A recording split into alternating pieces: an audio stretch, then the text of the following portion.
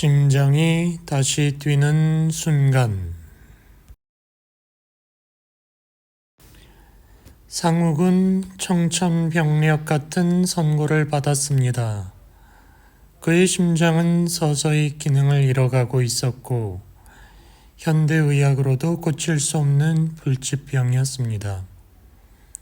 시시각각 다가오는 죽음의 그림자 앞에서 상욱은 병실 침대에서 시들어가는 대신 가장 격렬한 순간에 스스로 마침표를 찍기로 결심했습니다.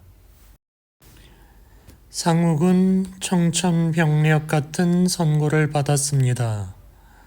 그의 심장은 서서히 기능을 잃어가고 있었고 현대의학으로도 고칠 수 없는 불치병이었습니다. 시시각각 다가오는 죽음의 그림자 앞에서 상욱은 병실 침대에서 시들어가는 대신 가장 격렬한 순간에 스스로 마침표를 찍기로 결심했습니다. 다음날 새벽, 상욱은 마을 뒷변의 가파른 산을 찾았습니다. 그는 심장이 터져버리길 바라며 가파른 오르막길을 향해 전력으로 질주하기 시작했습니다. 숨이 턱끝까지 차오르고 심장이 가슴을 뚫고 나올 듯 요동쳤지만 상욱은 멈추지 않았습니다.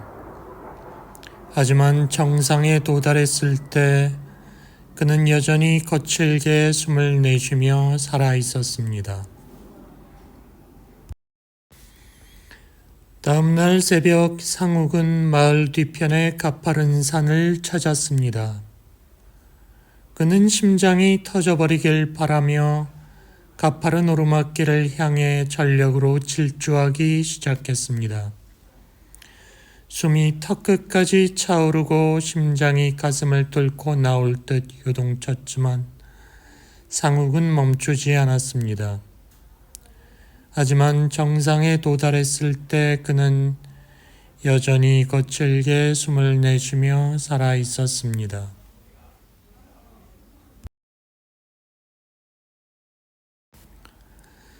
죽음조차 뜻대로 되지 않자 상욱은 오기가 생겼습니다. 그는 매일같이 산을 올랐습니다.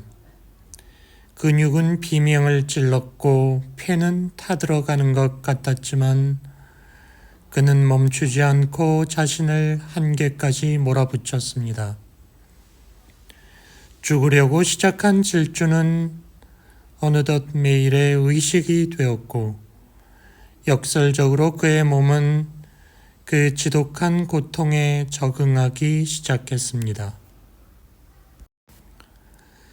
죽음조차 뜻대로 되지 않자 상욱은 오기가 생겼습니다. 그는 매일같이 산을 올랐습니다. 근육은 비명을 찔렀고 폐는 타들어가는 것 같았지만 그는 멈추지 않고 자신을 한계까지 몰아붙였습니다. 죽으려고 시작한 질주는 어느덧 매일의 의식이 되었고 역설적으로 그의 몸은 그 지독한 고통에 적응하기 시작했습니다.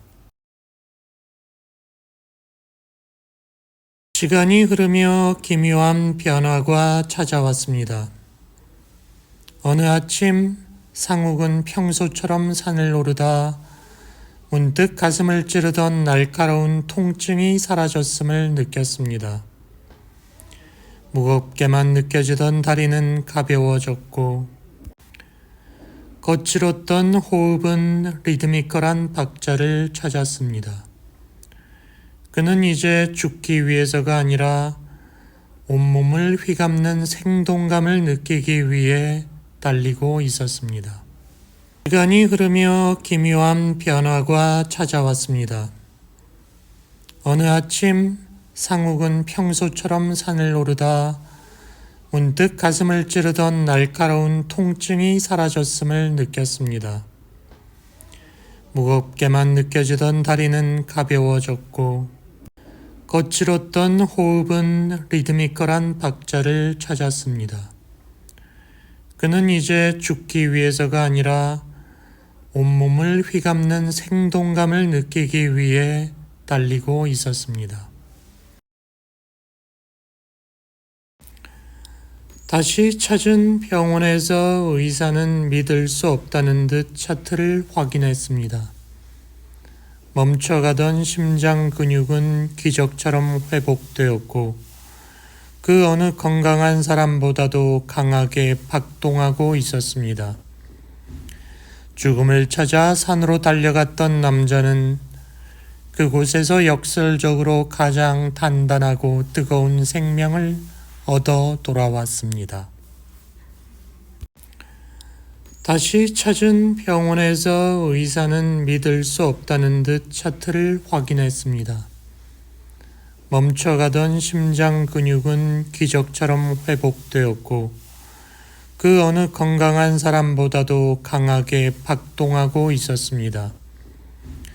죽음을 찾아 산으로 달려갔던 남자는 그곳에서 역설적으로 가장 단단하고 뜨거운 생명을 얻어 돌아왔습니다.